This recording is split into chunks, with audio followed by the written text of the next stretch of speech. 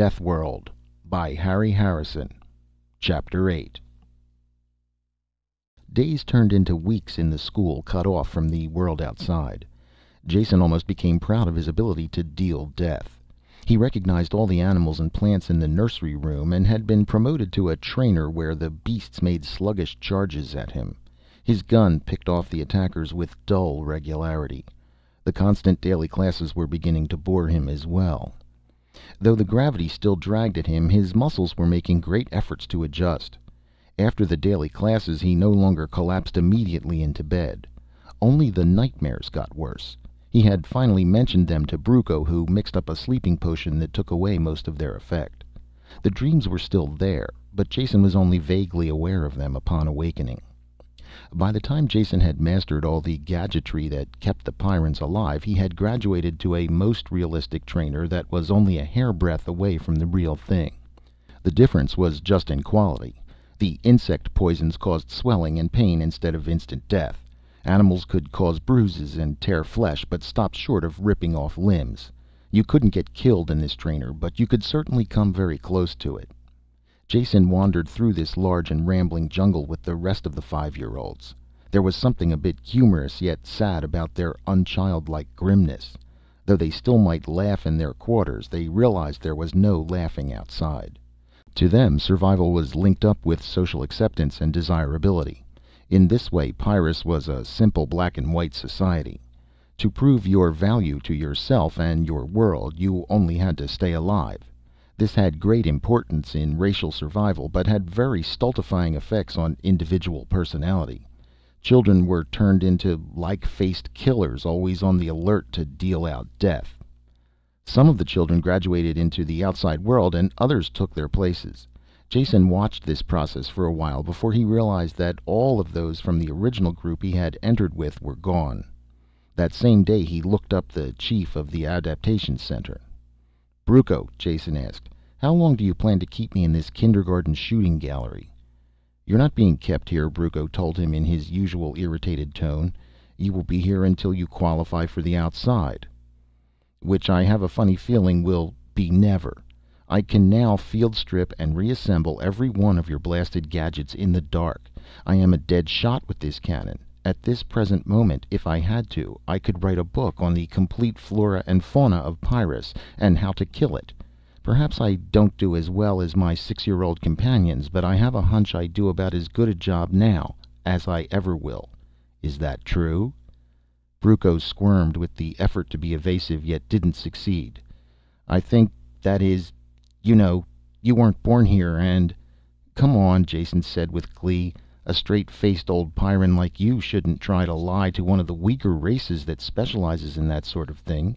It goes without saying that I'll always be sluggish with this gravity, as well as having other inborn handicaps. I admit that. We're not talking about that now. The question is, will I improve with more training, or have I reached a peak of my own development now?" Bruco sweated. "With the passage of time there will be improvement, of course." "Sly devil," Jason waggled a finger at him. "Yes or no now? Will I improve now, by more training now?" "No," Bruco said, and still looked troubled. Jason sized him up like a poker hand. "Now let's think about that. I won't improve, yet I'm stuck here. That's no accident, so you must have been ordered to keep me here.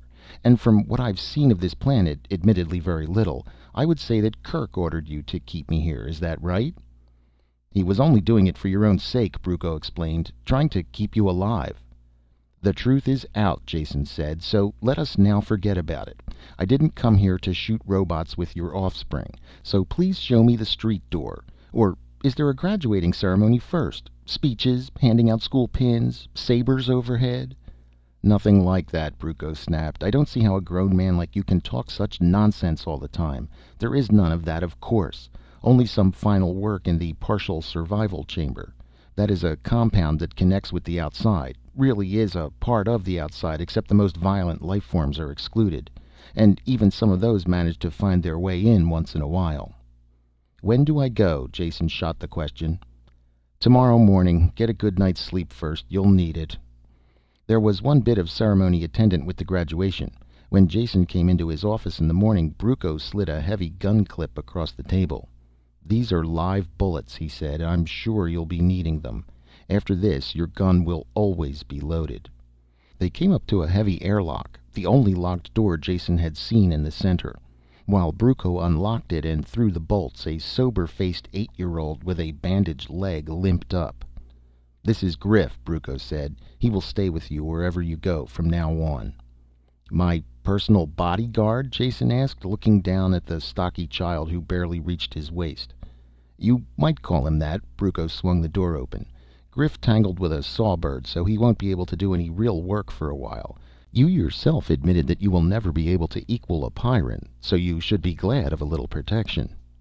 "Always a kind word, that's you, Brucco," Jason said. He bent over and shook hands with the boy. Even the 8-year-olds had a bone-crushing grip. The two of them entered the lock and Brucco swung the inner door shut behind them. As soon as it was sealed, the outer door opened automatically. It was only partially open when Griff's gun blasted twice. Then they stepped out onto the surface of Pyrrus over the smoking body of one of its animals. Very symbolic, Jason thought. He was also bothered by the realization that he hadn't remembered to look for something coming in. Then, too, he couldn't even identify the beast from its charred remains. He glanced around, hoping he would be able to fire first himself next time. This was an unfulfilled hope. The few beasts that came their way were always seen first by the boy.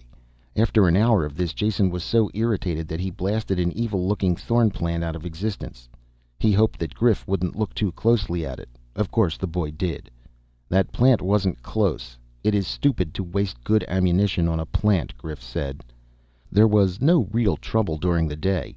Jason ended by being bored, though soaked by the frequent rainstorms. If Griff was capable of carrying on a conversation, he didn't show it. All Jason's gambits failed. The following day went the same way. On the third day, Brucco appeared and looked Jason carefully up and down. "I don't like to say it, but I suppose you are as ready to leave now as you will ever be. Change the virus filter nose plugs every day. Always check boots for tears and metal cloth suiting for rips. Med kit supplies renewed once a week." "And wipe my nose and wear my galoshes. Anything else?" Jason asked. Brucco started to say something, then changed his mind.